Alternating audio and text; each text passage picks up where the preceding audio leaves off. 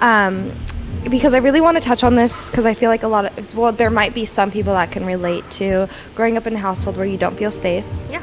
If there was someone who was dealing with that right now, and they felt like they couldn't talk to anyone or had no one to confide in, or they felt like their parents or their family would get very upset with them, and it would cause a bigger mess than anything, what would you tell them? Like, how do you get help in that kind of situation? Finding that safe person is going to be key. And it could be a friend, it could be a confidant, it could be, I don't know, a teacher, it could be anyone. A teacher would be a good one. Yeah. But finding that person where you feel safe and say, hey, I need to talk to you about this. Do you have time to sit down and listen to me? Yeah. And saying, this is what it is. I am afraid that if this becomes known, I will have the repercussions. I will be hurt, which that happened to me. I was very, very afraid of saying anything.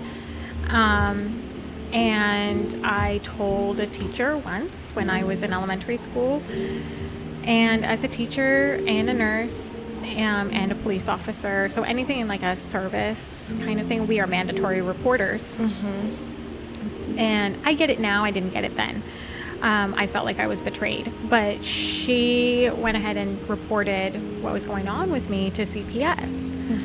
And then CPS came to my house and did a few visits.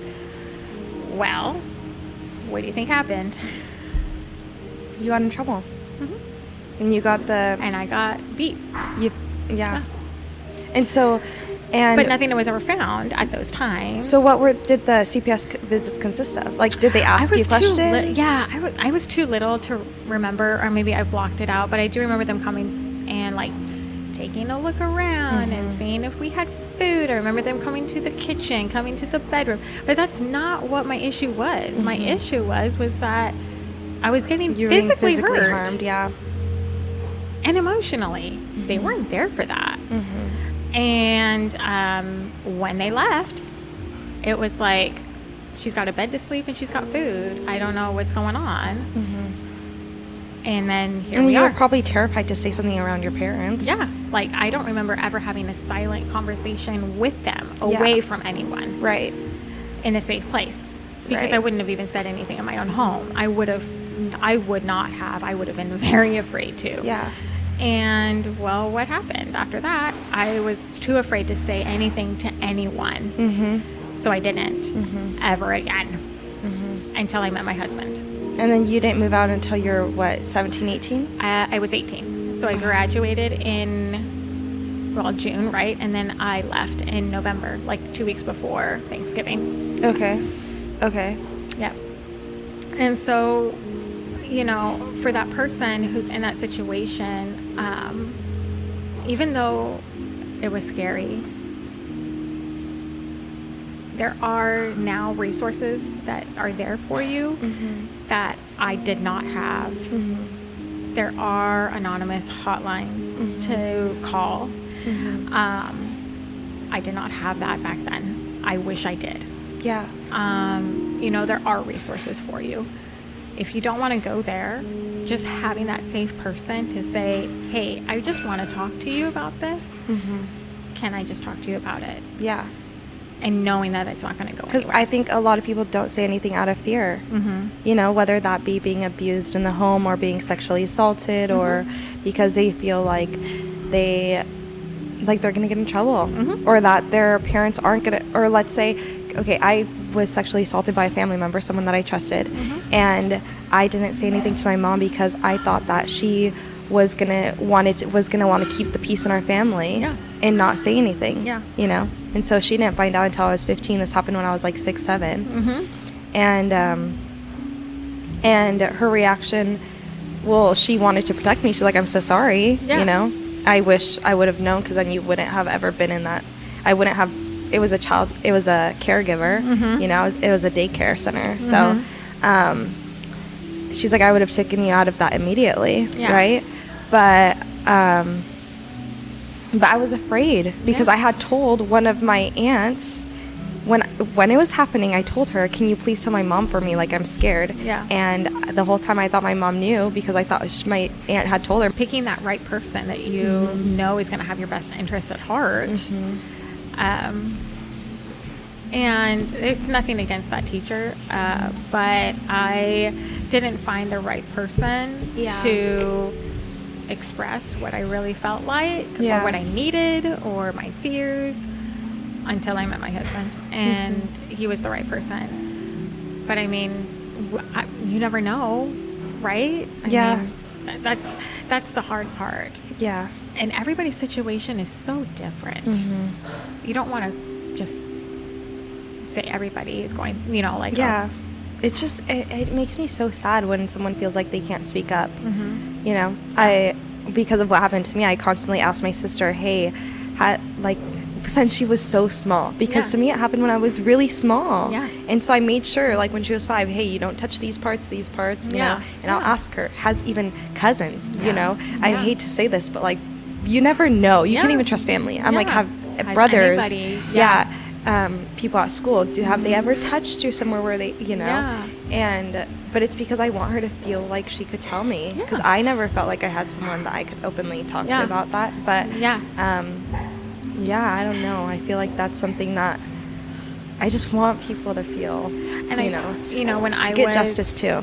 In the when I worked with neonates, I think that was a reason why I was such a strong advocate for them, was because I was that vulnerable child.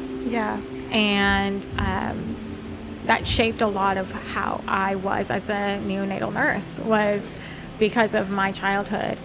Like, they are that vulnerable. They don't have a voice. They can't speak up for themselves. You are their advocate. I am.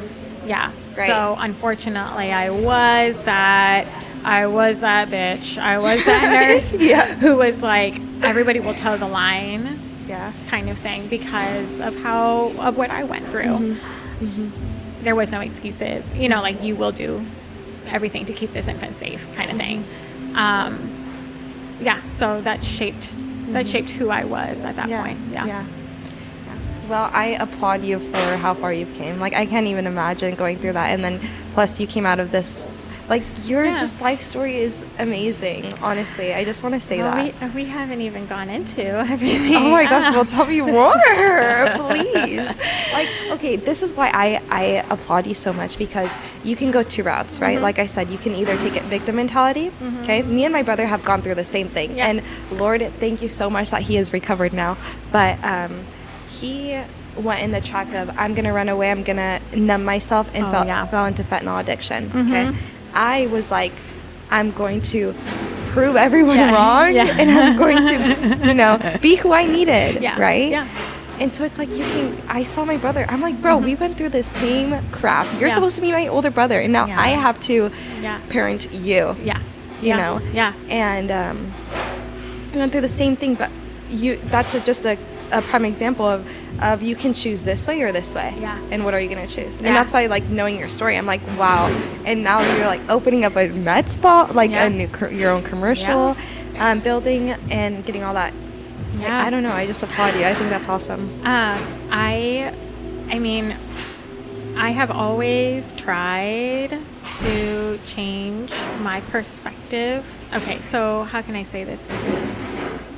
In order for anyone to survive and thrive, you have to change your mindset from woe is me to how can I put this into a positive spin. Right. And it's okay to go through the woe is me initially, because emotions are valid. I want everybody to know that. It's okay to be sad. It's okay to be mad. It's okay to cry. It's okay to flip tables. Yep. I mean, Jesus did it. It's fine. Exactly. But I mean, when that's done, okay, and I will always say this to even my kids now. It's like, okay, we've done the crying. You've been upset. Okay, now we're done. How are we going to go ahead and take what happened and make it a positive, right? And I think that's how we grow. That's a growth mindset. We're going to take the pain and turn it into power. And when I went through what I went through as a young child, and then when I met my husband, and then we made the decision where I was going to leave my religion completely and elope with him. That was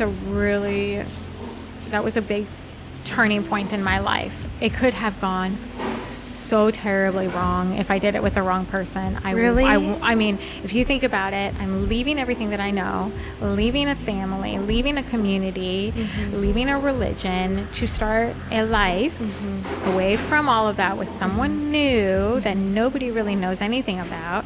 And I'm trusting him that we're going to go into this life and lead together. That at 18. That is scary. 18, 19. So you left the church at 18 because you were at LDS. I'll say this until the cows come home. It was never the religion. People make their own decisions. Yeah. And then they hide it behind religion. It was never endorsed for them to hurt me like they did. Okay, that was my parents' decisions. The reason why I left was because I just needed to start fresh, and I didn't think, I knew I couldn't go forward without leaving. You were, yeah. And so, my husband, okay, so this is a story that's been heard by many, but you haven't heard it yet. Okay. Yeah. So my husband and I, now remember, this is way back in the days when there was no iPhones. Okay. Okay. I think we had like the chocolate. Maybe a flip. Oh, okay. It was like the flip phone. Okay. And, before that you used a landline, right? Okay. So I was smart enough to go ahead and get scholarships for my academics and for my athleticism. And I was like, okay, when I'm done with high school, I'm going to go to a college far, far away. And far, far away, it was Pullman. And, I'm just going to go ahead and get into the medical program and, become a doctor. And I had told my husband, who was an electrician at that time, he was wiring houses. He's a year older than I am. And I was like, hey, basically my time in high school is coming to an end. I'm going to leave. And he was like, yeah, I don't think we can make a long distance relationship work. And I was like, well. Then we're breaking up. Yeah, I'm sorry, we're done. Like, I need to leave. I need to start over. I need to do something else. And, I think the conversation, I'm paraphrasing very heavily, but the conversation was like, if you want me to stay, I'm going to have to change everything. Like, it's not going to be a clean and easy break like if I was going to college, right? Like, I'm going to be staying in the same town. You have to reinvent yourself. Yeah, I'm going to be staying in the same town with these people. So I'm going to have to basically start from scratch. I'm going to need a car to go back and forth from CBC, which I didn't have. I'm going to need You did or you didn't? I did not. Oh. I'm going to need like an apartment because I'm not staying in your parents' basement, and I'm also not going to stay in my house. Like, we are going to have to be on our own. And I kind of gave him the ultimatum, and then I didn't hear from him for like a couple months because remember, no iPhones. Yeah. But weren't you living? I was living at home at that time. Oh, okay, okay. And didn't hear from him for a couple months. So that was like, what was going through your head during that time? I kind of grieved, and then I was like getting ready to go because I was like, okay, like this is I'm on my own. I'm on my own now. I'm gonna go. Yeah. Yep. And then on my graduation day from high school, he came to my graduation. Yeah. And that day he had proposed to me with a ring. So sweet. And he was like, I got into the apprenticeship program at Local 598. We have an apartment. Here's the key. Wait, that's so sweet. If you wanted to, you would. We have a car. Yeah. And he's like, That's awesome. basically like, now are you going to finally marry me? Oh. And I was like, of course, yes. Oh. So that, in essence, that was the catalyst for me to be like, he put so much effort into doing all of that. Okay, let's do it. If that's not love, I don't know Let's what do it. is. I don't know what is. And so we planned of like when I was going to leave, and got all my ducks in a row, and then I left. I do have to say, like just full disclosure, the reason why I say I jumped out of a window was because I literally jumped out of a window. Yeah. I was locked in my room with the lock on the outside of the door. So the only way I could get in and out, and the lock was outside? Yeah, so she would lock me in at night, so I couldn't leave. And was that like every night? Yeah. And so you jumped out of your window? I jumped out of the window because that was literally the only way I could get out. And it was the second story, right? Yep. And how Bryce was there. Oh and my he caught gosh. Me. Oh, yeah. He actually caught you? Yes. Oh my god. I'm just like picturing this. Yeah. Wow. And then we left in the middle of the night, and then I never looked back. What do you think would have happened if your parents caught you? It's kind of funny because when I watch Harry Potter, like the second movie, and he's like outside the window and they're like holding onto his leg, like the prisoner is escaping. And it makes me laugh because that's exactly how I felt. Like the prisoner is escaping. I think of Rapunzel. Yeah. Oh, okay, that's cuter. Yeah. I was thinking of Harry Potter. I think of Rapunzel and like her hair. You know. I don't know. I was very scared. How many siblings do you have? I have 2 sisters. I'm the youngest. And did they go through the same thing that you went through? Yes, we all turned out very differently. Really? Okay. Yeah. Different. But I will say it wasn't my dad. It was my mom who did the abuse. And did your dad just enable it, or? He didn't say anything. Mm-hmm. And I don't know why.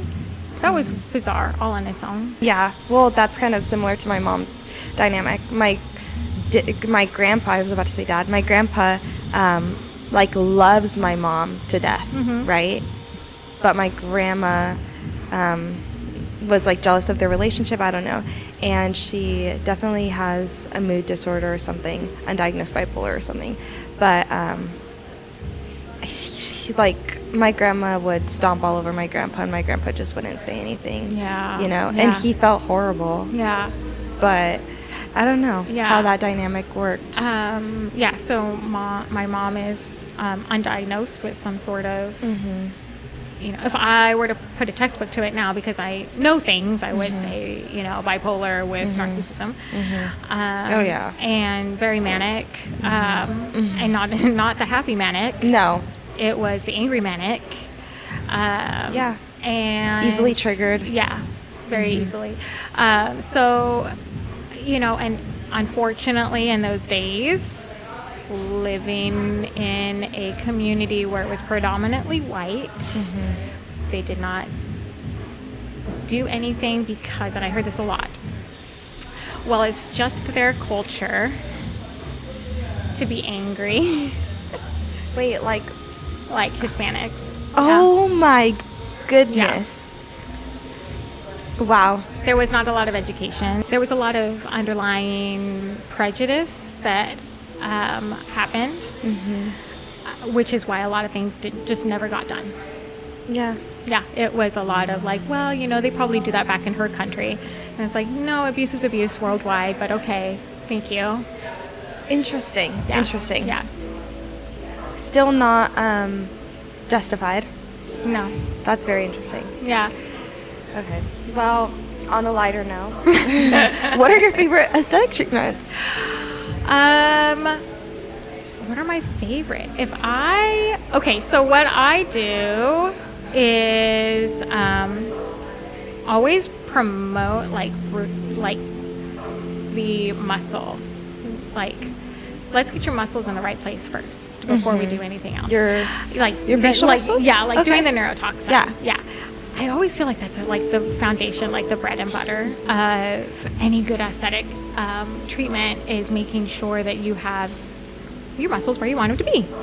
And then everything else is like prettiness after that, right? Yeah. Then we can go ahead and go in and make sure that, let's look at the facial balancing after that, and let's look at your jawline, and the lips are always like the last of the last in my mind. Yeah. Because there's so many other things that you can that we could do. Tweak. Yeah. So with aesthetics, what I love about it is that it's an art and a science all at the same time, and it's very mathematical. Drawing, I always like to draw on my patients' faces about like where I'm going to inject and how I'm going to inject and the angles and those kinds of things. So understanding facial shapes of like, what are you naturally? Are you naturally do you have a Native American heritage? Are your cheeks larger naturally? Do you have thicker fat pads? How is your jawline naturally? Or do you have like really fine bone structure? You're not meant to go ahead and have humongous cheeks, and you're going to look weird, right? Like all of those things. But our eyes in a Western civilization loves angles. We love angles, which is why when you take a selfie, you're always like like this, right? You're like this. And then like kind of that little like with your lips, the duck lips. And the reason why is because we like our angles, and then if you draw like a diamond, and then your lips are always going to be kind of in the front, right? But in order for your eye to travel so lovely across your face, we need our eyes need to travel onto an angle. Okay. So it really is dependent on the person. Oh yeah, no face is the same. Yeah. So and we are not symmetrical either. I think that's the other thing that people don't get. If you look inside a mirror, we're always trying to achieve that symmetry. But our faces are not the same. We always have a pretty side and a not pretty side.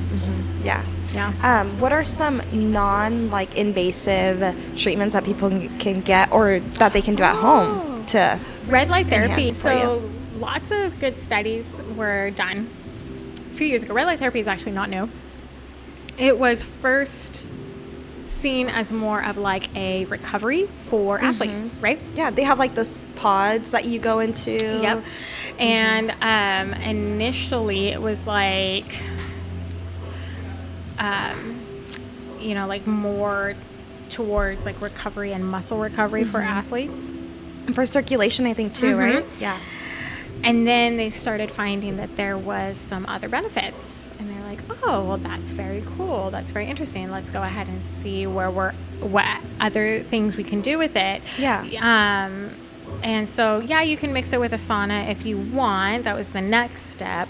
But now we've come to an industry where you can have like red light therapy for your face, red light therapy on a panel, red light therapy in like a little pod thing that you can like attach to your knee if you have like knee problems. Or you just like have a halo band around you if you were like getting, like a massage or something like that. So red light therapy has a different wavelength, okay? And in essence, the things that have been proven scientifically through randomized control trials, okay, I have to state that, is that it improves your collagen. Okay. It does do repair. Collagen production? Okay. And it does, and it improves repair of your skin and tissues, which is why it was such a great breakthrough for athletes. It was a non-invasive way to go ahead and heal muscle tears and things like that. And so there's now been, if it does that, it must do great for your face for wrinkles or acne, and it does. And now they've been unlocking different things that it does. It can also help with hormone regulation. That's awesome. Sleep because of the hormone regulation, and things like energy because of the hormone regulation. Everything goes back to that, right? Yeah. And now there's a new modality that they have been using it for, but still is in needing of a lot of systematic trials, is wound healing as well. Oh, wow. So because of the regeneration of the tissues. Okay. Yeah. So non-invasive red light therapy. Red light therapy. Yeah. And then, like you said last time, always wear your sunscreen. Yes. Like, yes. I went to go buy some new sunscreen after our chat. Like, because I had ran out, I would use the Elta MD. Oh yeah. And then I got one at Target. But I don't know if it's like dermatologist tested. I need a. It's like an orange bottle and it's Balm something. Oh, Sunbum?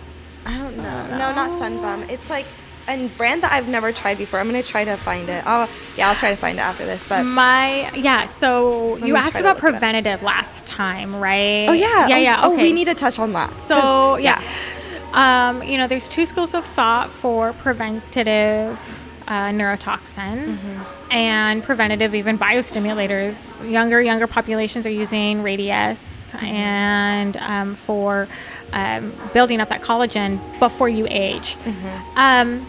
Okay, so first school of thought, do it all so that you don't age. Yeah. Second thought, do it when you start aging, but do prevention before then. Yes. A lot of people are doing or thinking about doing preventative. So what are your thoughts on that? Okay.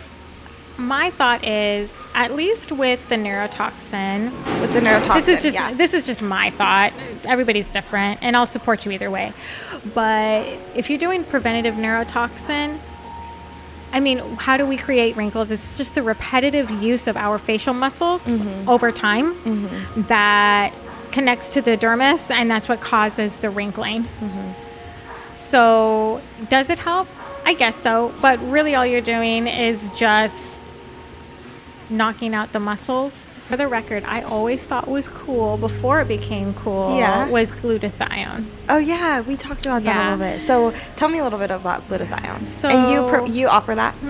Yeah. So in my vitamin therapy, I offer a wide range of vitamin and therapy modalities and types of vitamins and things like that. I also offer trace minerals, but glutathione has been shown and proven to improve your immune system, improve the absorption of your vitamins and minerals from your food better, and because of those two things, you are able to actually see improvement of your skin texture. Okay, that's really cool. Yeah, and people say that they are able to recover better from like working out, and they're able to sleep better and that kind of thing. Yeah, so I read a study about it. It's called the Snow White Protocol. It's super cool. And I thought, okay, and it was like, it promised all of these things, right? Immunity, skin texture and health, recovery, sleep, mood. And I was like, yeah, right. Okay. Yeah. Like, I could see like a couple of things. I can't help with everything. Yeah. Give me a break. And so I asked 3 of my regular patients, and I was like, hey, I'm doing this. I want to try this out. Let's try this study and see what happens. So the study says to go ahead and that's not the right word, to load your body every week with 1,000 milligrams of glutathione by IV, and then for 8 weeks, and then do a maintenance dose every month after that. Yeah. So I decided, if we're going to do a study, let's go ahead and like do a study like that's real legit. I want subjective and objective data. I need it measurable. So I took their blood pressure every week, their pulse. I then asked them a series of questions of like, how did you feel this week? Did you feel like you were stressed or not stressed? How were you able to handle that stress? How many hours of sleep did you take? And then I would take pictures of their skin from week to week to week. And there was an improvement? And yeah, so I would say by week 3, all 3 of them, and I had one woman in each age category. So it was like 18 to 30, 30 to 45, and then 45 and older. Yeah. And they all worked out.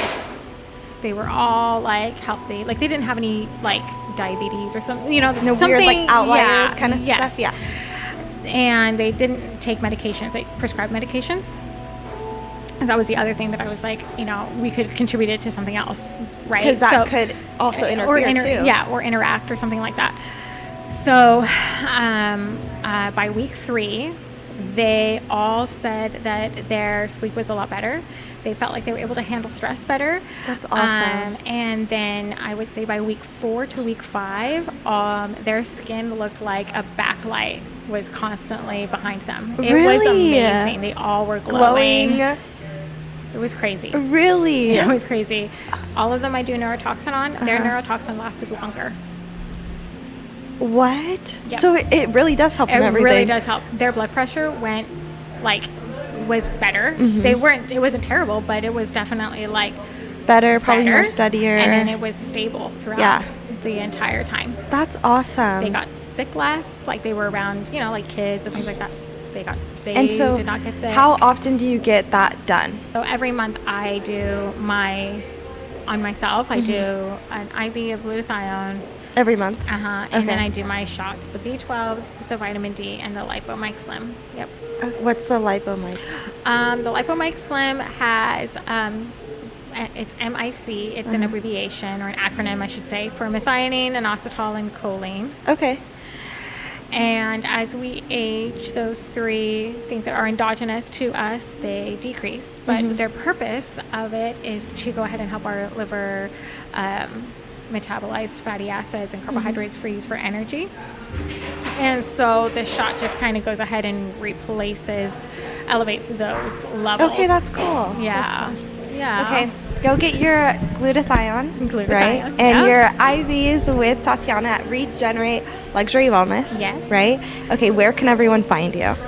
I am across from Trios in the strip mall. This is off of 395. Where in Kennewick. Yep, in Kennewick, where Bob's Burgers and Bruises. Yeah. So they're on one end, I'm on the opposite end. Okay, and what about social media? You can find me at regenerate_Lux Wellness on Instagram, and of course Facebook, Regenerate Luxury Wellness. Okay, and also before we end, I need you to show everyone your ring on camera. I just need them to see how beautiful and massive that is. That is so cute. Okay, well, thank you for coming on. Yes. I had a great time talking to you. Honestly, just be prepared for part 2 because we're going to get together again and just talk more about everything. Thank you for coming on. No problem. Thank you for having me. Yes.